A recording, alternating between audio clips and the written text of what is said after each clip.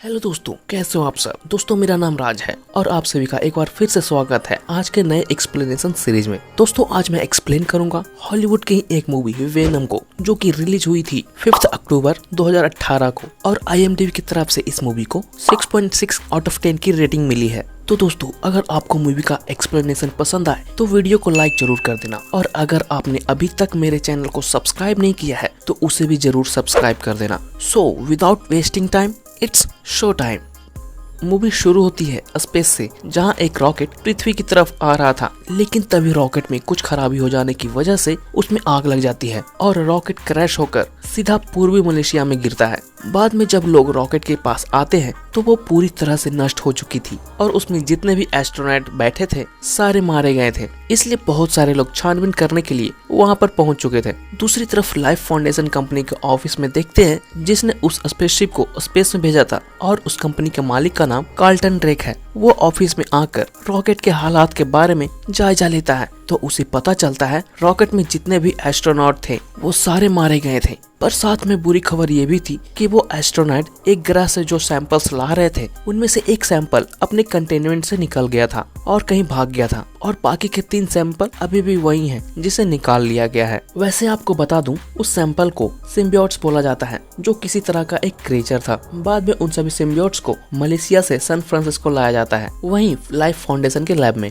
बाद में रॉकेट के पास ही एक डॉक्टर को पता चलता है कि एक एस्ट्रोनॉट अब भी जिंदा है, इसलिए अब उसे हॉस्पिटल ले जाया जा रहा था। लेकिन रास्ते में ही वो एस्ट्रोनॉट जाग जाता है और डॉक्टर पर ही हमला कर देता है। तभी यहाँ पर हमें पता चलता है जो सिम्बियोट्स भाग गया था असल में वो भागा नहीं था, वो एक एस्ट्रोनॉट के शरीर पर कब्जा कर वहीं पर था। बाद में वो सिम्बियोट्स डॉक्टर को पकड़कर उसके बॉडी में भी समा जाता है और एम्बुलेंस के ड्राइवर को मार देता है, जिस कारण एम्बुलेंस का एक्सीडेंट हो जाता है और वो सिम्बियोट्स डॉक्टर के बॉडी के साथ वहाँ से भाग जाता है। इसके बाद सीन कैलिफोर्निया में शिफ्ट होती है, जहाँ एडी ब्रॉक और उसकी गर्लफ्रेंड एनी को देखते हैं। यहाँ पर एडी एक रिपोर्टर था जो कैलिफोर्निया में हो रहे करप्शन और भूकंप से बेघर हो चुके लोगों की बातों को लाइव करता था और गवर्नमेंट तक पहुंचाने की कोशिश करता है। दूसरी तरफ उसकी गर्लफ्रेंड आनी जो थी वो एक लॉयर थी जो कि लाइफ फाउंडेशन के लोगों के लिए ही काम करती थी, इसलिए वह सुबह रेडी होकर अपने ऑफिस के लिए निकल जाती है। दूसरी तरफ एडी को भी आज एक इम्पोर्टेंट मीटिंग के लिए अपने नेटवर्क के ऑफिस में बुलाया गया था, इसलिए एडी भी जल्दी से रेडी होकर अपने ऑफिस के लिए निकल जाता है।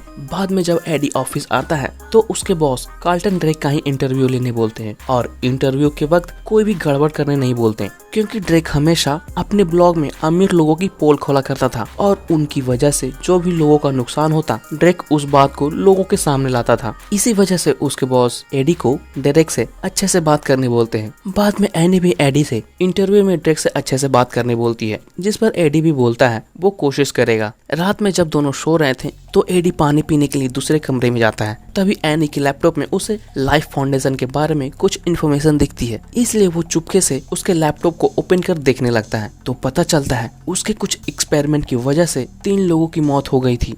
अगले दिन जब ड्रेक कुछ बच्चों को अपनी खोज के बारे में बता रहा था तभी वहाँ पर एडी भी इंटरव्यू के लिए आ जाता है। यहाँ पर इंटरव्यू में एडी सबसे पहले कुछ देर इधर उधर की बातें करके डायरेक्ट उसी मुद्दे के बारे में बात करने लगता है जिसे करने के लिए उसे मना किया गया था। यहाँ तक कि जो इन्फॉर्मेशन उसे एडी के लैपटॉप से मिली थी उसके बारे में भी पूछने लगता है, इसलिए अब ड्रेक के लोग उसके इंटरव्यू को बंद करा देते हैं और एडी को बाहर निकाल देते हैं। आगे जब एडी अपने ऑफिस आता है तो उसके बॉस भी एडी को ऑफिस से निकाल देते हैं, क्योंकि उनके मना करने के बावजूद भी एडी ने वही किया जिनका उन्हें डर था। बाद में जब एडी एनी से मिलने आता है तो वो भी एडी से ब्रेकअप कर लेती है, क्योंकि उसकी वजह से एनी की भी नौकरी चली गई थी। दूसरी तरफ वो डॉक्टर जिसे सिम्बियोट्स ने कब्जा कर लिया था वो एक जगह मार्केट में जाकर वहाँ पर रखे हुए कुछ मछली को जिंदा ही खाने लगती है। ये देखकर जब दुकानदार उससे पैसे मांगने लगता है तो वो उसे मार देती है, इसलिए अब बहुत सारे लोग उससे वहाँ पर लड़ने के लिए आ जाते हैं, लेकिन वो सभी को एक ही बार में मार देती है। बाद में डॉक्टर वहीं पर खड़ी एक लाचार लेडी के पास जाती है तो अब वो सिम्बियोट्स भी डॉक्टर के बॉडी से निकलकर उस लेडी के बॉडी में प्रवेश कर जाता है और फिर वो लेडी वहाँ से चली जाती है। इसके बाद सीन 6 महीने बाद का दिखाया जाता है, जब कार्लटन ड्रेक टेस्ट नंबर 36 एक रैबिट पर कर रहा था तो पता चलता है वो सिम्बियोसिस पिछले 25 जानवरों की तरह इस रैबिट को नहीं मारा था। इसलिए अब ड्रेक ये भी समझ जाता है कि अगर ये क्रीचर यहाँ पर जिंदा रह पा रहे हैं तो इंसान भी उसके ग्रह पर जिंदा रह सकते करते हैं। तो अब ड्रेक अपने असिस्टेंट डॉक्टर डोरा स्कर्थ को इंसानों पर टेस्ट करने के लिए बोलता है। दूसरी तरफ एनी के जाने के बाद एडी भी अब बहुत ही ड्रिंक करने लगा था। बाद में जब एडी एक शॉप में जाता है तभी एक बदमाश आदमी वहां पर आकर गन पॉइंट पर शॉपकीपर से सारे पैसे छीनकर वहां से चला जाता है। दूसरी तरफ ड्रेक भी ये सब देखकर वहीं पर छुप जाता है और उस आदमी के चले जाने के बाद वो भी कुछ सामान लेकर अपने घर चला जाता है। घर आते ही एडी एक नए जॉब को भी ढूंढने की कोशिश करने लगता है क्योंकि बैंक से बहुत सारे ओवरड्यू के नोटिस उसके घर आ चुके थे, इसलिए वो कोई भी काम करने को तैयार था, पर उसे कोई काम ही नहीं मिल रही थी। इधर ड्रेक भी एक आदमी पर सिम्बियोसिस का एक्सपेरिमेंट करता है, पर जैसे ही वो सिम्बियोसिस उस आदमी के शरीर के अंदर जाता है वो शरीर को अपना नहीं पाता, जिस वजह से वो आदमी भी वहीं पर मारा जाता है। ये देखकर अब डोरा स्कर्थ भी परेशान हो जाती है और आकर सीधा एडी से मिलती है। बाद में उसे बताती है कि उसने जो इल्जाम ड्रेक पर लगाए थे वो सारे सच थे, क्योंकि वो अपने एक्सपेरिमेंट के लिए गरीब लोगों का इस्तेमाल कर रहा था और वो सारे लोग मर रहे थे। वहीं डोरा स्कर्थ ड्रेक का साथ इसलिए दे रही थी क्योंकि उन्हें लग रहा था ड्रेक कैंसर का इलाज ढूंढ रहा है, पर अब बात कुछ और ही थी, इसलिए अब वो भी ड्रेक को रोकना चाह रही थी। पर एडी स्कर्थ का साथ देने से मना कर देता है क्योंकि उसकी वजह से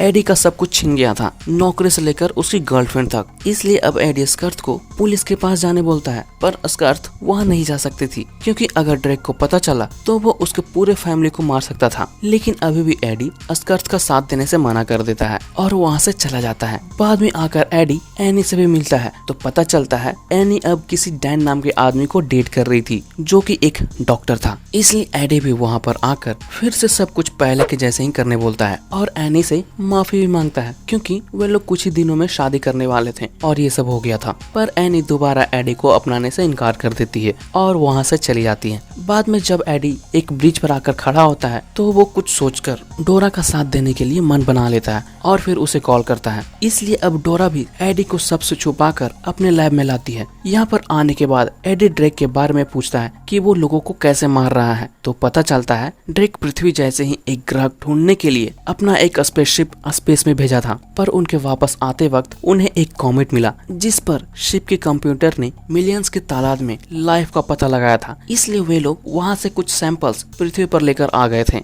जिसे सिम्बियोट्स बोला जाता है। और अब ड्रेक इंसानों और सिम्बियोट्स के बीच संगम कराना चाह रहा था ताकि इंसान भी उसके साथ स्पेस में रह सके, और इसी एक्सपेरिमेंट को करने के लिए ड्रेक लोगों की बलि चढ़ा रहा था। दोनों ये सब बात कर ही रहे थे तभी वहाँ पर एक गार्ड आ जाता है। इसलिए स्कर्थ भी एडी को लैब में ही बंद कर देती है और किसी भी चीज को नहीं छूने बोलती। बाद में खुद ही जाकर गार्ड से बात करती है और सब कुछ संभाल लेती है। इधर अब एडी भी लैब में जाकर चुपचाप सभी चीजों की फोटो लेने लगता है। लेकिन इसी दरमियान एडी देखता है वे लोग एक लेडी को भी लेकर आ गए थे जिसे एडी जानता था क्योंकि वो एक शॉप के बाहर बैठी रहती थी। इसलिए अब एडी भी उसे बाहर निकालने के लिए वहाँ पर लगे हुए शीशे को तोड़ देता है, जिसके बाद वो लेडी एडी पर हमला कर देती है। लेकिन फिर एक सिम्बियोट्स उस लेडी के शरीर से निकलकर एडी में समा जाता है, पर एडी को पता नहीं चलता। इसके बाद पूरे लैब में ही अलार्म बजने लगती है, इसलिए अब एडी भी वहाँ से भागने लगता है। लेकिन भागते वक्त एडी के शरीर में बहुत ही तेजी आ गई थी, इसलिए वो सारे सिक्योरिटी को आसानी से तोड़ता हुआ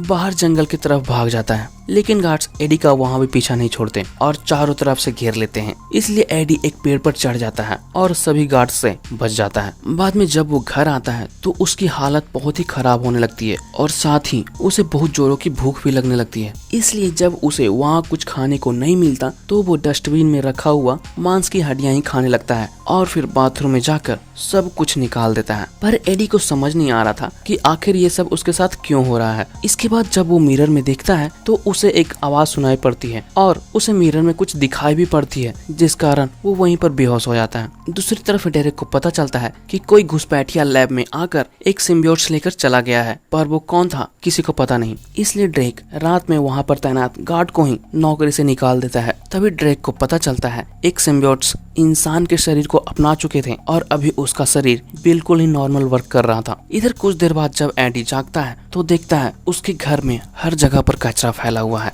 इसलिए अब एडी बाहर आकर एनी के बारे में पता लगाता है तो पता चलता है वो एक होटल में डैन के साथ बैठी हुई है। इसलिए वो भी होटल पहुंचकर उसे बताने की कोशिश करने लगता है कि वो किसी चीज से इन्फेक्ट हो गया है। इसके बाद वो पूरे होटल में जो कुछ भी खाने को मिलता उसे वो खाने लगता है। इसी दरमियान वो पूरे होटल में हंगामा भी करने लगता है, लेकिन उसे कुछ खाने में पसंद ही नहीं आ रही थी। बाद में जब उसे बहुत ही गर्मी लगने लगती है तो वो होटल के ही एक्वेरियम में जाकर बैठ जाता है और अंदर से ही एक जिंदा केकड़े को निकालकर खाने लगता है। ये सब देखकर जब होटल के मैनेजर पुलिस को बुलाने लगती है तो डैन उसे अपना पेशेंट बनाकर बात को संभाल लेता है और उसे अपने हॉस्पिटल में ले आता है। बाद में डैन एडी को एक MRI मशीन में डालकर कुछ टेस्ट करने लगता है, लेकिन मशीन जैसे ही आवाज करने लगती है एडी भी चिल्लाने लगता है, जिस वजह से डैन तुरंत ही मशीन को बंद कर देता है। बाद में रिपोर्ट्स के आने तक डैन एडी को घर जाकर आराम करने के लिए बोलता है। आगे लैब में जब डोरा स्कर्स आती है तो वो उसी गार्ड को देखती है जो एक आदमी के साथ उसके ऑफिस में बैठा हुआ था और वो समझ गया था कि डोरा ने ही किसी की मदद की थी लैब तक आने के लिए। दूसरी तरफ ड्रेक को पता चलता है जिस होस्ट को सिम्बियोट्स ने अपना लिया था वो अब होस्ट के ऑर्गन को ही अंदर खाते जा रहा था और उसे मार रहा था। वैसे आपको बता दूं, जिस बॉडी पर एक्सपेरिमेंट किया जाता था उसे होस्ट बुलाया जाता है। बाद में वहीं पर साइंटिस्ट डेरेक को ये भी दिखाता है कि सिम्बियोट्स बहुत तेज की आवाज नहीं बर्दाश्त कर पाते थे। तेज की आवाज से उन्हें दर्द होने लगता था। इसके बाद वो गार्ड भी डोरा स्कर्स को लेकर वहाँ पर आ जाता है और ड्रेक को सारी बात बता देता है। इसलिए अब ड्रेक भी डोरा से उस आदमी के बारे में पूछने लगते हैं जिसे अंदर लाने में डोरा ने मदद की थी, पर वो बताने से इनकार कर देती है। जिसके बाद ड्रेक डोरा को भरोसा दिलाता है कि वो अब से काम करने का तरीका बदल देगा, बस वो ये बता दे कि वो किसे साथ लाई थी। जिस पर डोरा भी विश्वास करके एडी के बारे में सब कुछ बता देती है। ये जानने के बाद डेरेक डोरा को ही होस्ट बनाकर सिम्बियोट्स को उसके सामने छोड़ देता है। आगे एडी जब घर आता है तो एनी उसे कॉल कर बताती है कि वो एक वायरस के चपेट में है और उसी की वजह से वो बीमार भी रहने लगा है। तो एडी भी बताता है कि उसे हमेशा एक आवाज भी सुनाई पड़ती है और अभी भी जब एडी बात कर रहा था तब भी उसे आवाज सुनाई पड़ रही थी, इसलिए वो एनी को थोड़ी देर बाद फोन करेगा ये बोलकर फोन रख देता है। बाद में उसके सामने ही एक रूम में बहुत ही जोरों की आवाज के साथ गाने बजने लगते हैं, जिससे एडी भी परेशान हो जाता है। इसलिए वो जाकर सामने वाले से मिलता है और उसे आवाज नहीं करने बोलता, पर वो आदमी नहीं सुनता। इसलिए एडी एक डरावनी फेस दिखाकर उसे डरा देता है, जिसके बाद वो गाने बजाना भी बंद कर देता है। इसके बाद जब एडी घर में था तभी उसके घर की बेल बजती है। ये सुनकर वो क्रेचर भी एडी को दरवाजा नहीं खोलने बोलता, लेकिन एडी फिर भी जाकर दरवाजे खोल देता है। तभी वहाँ पर ड्रेक के लोग आकर उससे ड्रेक की चीज मांगने लगते हैं और उस पर हमला करने लगते हैं, जिस वजह से वो क्रिएचर भी सभी को मारना शुरू कर देता है और वहाँ से भाग जाता है। बाद में बाहर आकर एडी जब शीशे में देखता है तो उसे अपने सामने एक अजीब सा क्रिएचर दिखाई देने लगता है, लेकिन फिर वहाँ पर भी डेरेक के लोग आ जाते हैं। इसलिए अब एडी अपनी बाइक को लेकर वहाँ से भागने लगता है। जिसके बाद तो ड्रेक भी अपने आदमी को उसके पीछे जाने बोलता है और उसे पकड़कर लैब में लाने बोलता है, जिस वजह से बहुत सी गाड़ियों के साथ साथ बहुत सारे बॉम्ब वाले ड्रोन भी एडी का पीछा करने लगते हैं और एक एक करके उसके तरफ आकर फटने लगते हैं। इसलिए अब एडी भी उस क्रिएचर की सहायता से गाड़ी को फुल स्पीड में भगाने लगता है, जिस वजह से पूरे शहर में तबाही होने लगती है।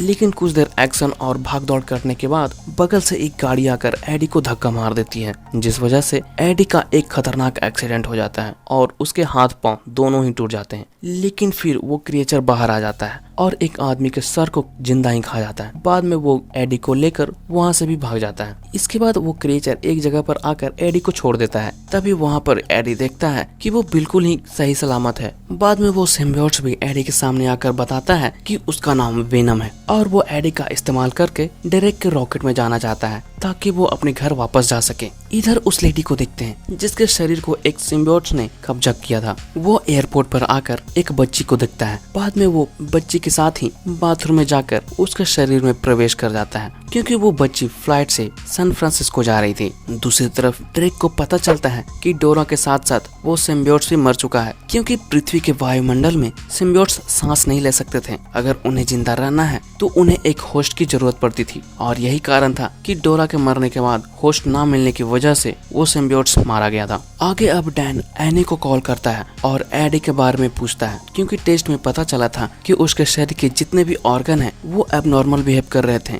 इसलिए उसका इलाज करना बहुत ही जरूरी था। ये सुनने के बाद एनी भी एडी के घर जाती है, लेकिन वहाँ पहुंचकर देखती है कि वहाँ बहुत सारे पुलिस भी आई हुई थी और हर जगह लाश ही लाश पड़ी हुई थी। इसलिए अब एन भी बहुत डर जाती है। ये जानने के बाद अब एनी एडी को कॉल करती है, मगर वो बात नहीं करता। तभी एडी को देखते हैं वो अपने पुराने ऑफिस नेटवर्क में जाता है और अपने दोस्त को कुछ सबूत देकर उसे बॉस को देने बोलता है, पर उसका दोस्त उसकी हेल्प करने से मना कर देता है। इसलिए अब एडी भी बाहर आकर सोचने लगता है कि मैसेज ऊपर तक कैसे पहुंचाया जाए। लेकिन जब ये बात वेनम को पता चलती है तो वो बोलता है कि अगर तुम्हें ऊपर ही जाना था तो तुमने मुझसे क्यों नहीं कहा, और फिर वो एडी को एकदम से ऊपर लेकर चला जाता है। लेकिन तभी वहाँ से एक एरोप्लेन क्रॉस करने लगती है, जिसकी आवाज से वेनम भी डिस्टर्ब होकर नीचे गिरने लगता है। लेकिन फिर कुछ देर बाद आवाज बंद होने के बाद वो एडी को बचा लेता है, जिसके बाद दोनों ही नेटवर्क के ऑफिस में आकर डेरेक के खिलाफ जो भी सबूत थे एडी वहीं पर रखकर नीचे आने लगता है। लेकिन जैसे ही एडी लिफ्ट से बाहर आता है